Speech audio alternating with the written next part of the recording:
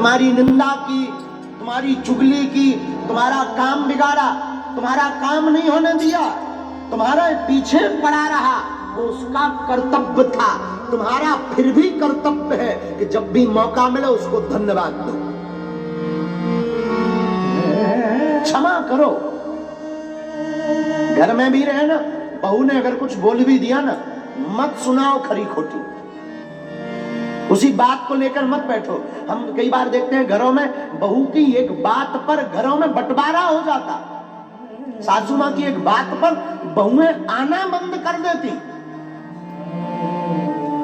विवाद की दीवारें खड़ी हो जाती।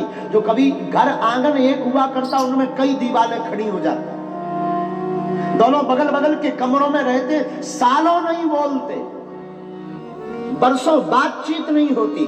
क्षमा करना माय डियर, उस बात को लेकर मत बैठो। वो समय था, वो भूल गए।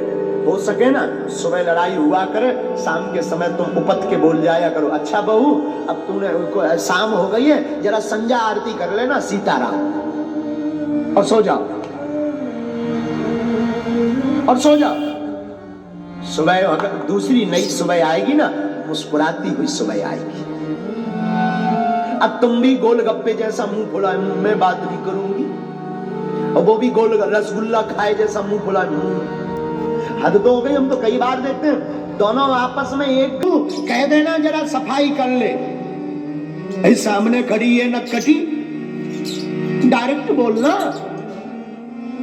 वो थर्ड पार्टी को बोलते कह देना कल हमको बाहर जाना है पूजा करने, जल्दी से किचन साफ कर दे। कितनी अद्भुत बात है मेरे साधु। रामचरितमानस कोई राम रावण के युद्ध का विषय नहीं है, रामचरितमानस रावण के वध का विषय नहीं है, रामचरितमानस सेतु है। रामायण में जो राम सेतु बना ना, सेतु का मतलब पूरी दुनिया को एक दूसरे से जोड़ने का काम करना रामायण करती है साधु। आज हमको एक पत्रकार पूछ रहे थे, हमें तो बड़ा बुरा लगा।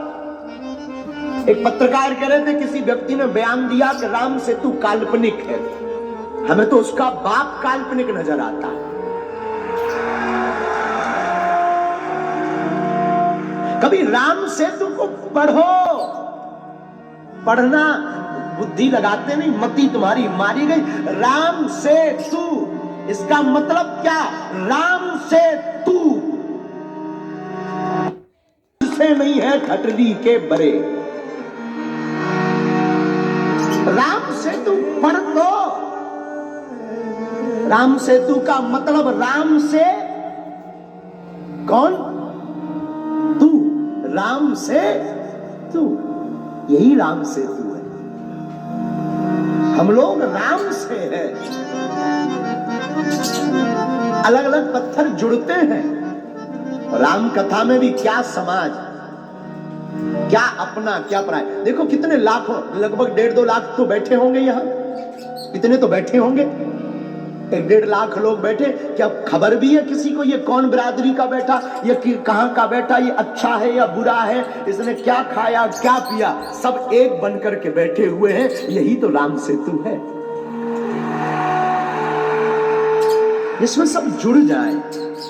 और माफ करना, यहाँ विद्वान बैठे हुए बहुत आचार्य, क्षमा करना, जब दशहरा आता है तो लोग हमसे कहते महाराज आज का दिन बुराई पर अच्छाई का विजय प्राप्ति हुई है। और कई लोग तो कहते महाराज भीतर के रावण को मारो। हम इसके विपरीत हैं, हम बहुत उल्टे आदमी हैं और हम इसके विपरीत हैं कि भीतर के रावण को मारो। और हम तुमसे बोलेंगे भी नहीं कि तुम भीतर के रावण को मारो, तुमने पढ़ना उल्टा सीखा है। हम तो तुमको ये बोलेंगे भीतर के रावण को तुम्हें मारने की जरूरत नहीं, तुम अपने भीतर के राम को जगाओ। भीतर का रावण अपने आप मर जाएगा, उसको मारने के लिए कोई प्रयत्न नहीं। ये तो वही खोखली बातें हो गई मेरे पागलों, ये तो वही खोखली बातें हो गई। कई लोग हमसे कहते हैं अंधेरा भगाओ, अंधेरा भगाओ। अब अंधेरा भगाने के लिए तुम अनशन करोगे, मुर्दाबाद के नारे लगाओगे।